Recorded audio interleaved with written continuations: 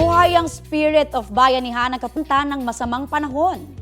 Muscle Up nag-donate ng mahigit 700 relief packs sina Kapuso Primetime King and Queen Dingdong Dantes at Marian Rivera sa GMA Kapuso Foundation.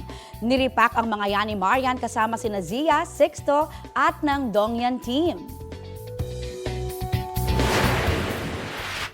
Makakalap kami ng ganung kadaming bag para maibigay natin at ma-distribute natin sa mga kababayan natin.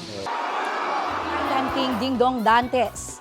Namigay naman ng tulong kasama ang kapwa Navy Reservists na sina Rocco Nasino at Miss Universe Philippines 2021 Beatrice Luigi Gomez. Sa pangunguna ng GMA Kapuso Foundation, nag-abot sila ng relief goods sa mga nasalanta sa Marikina.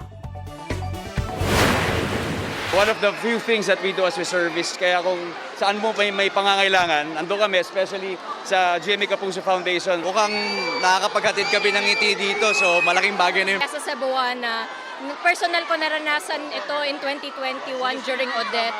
So I know what it feels like.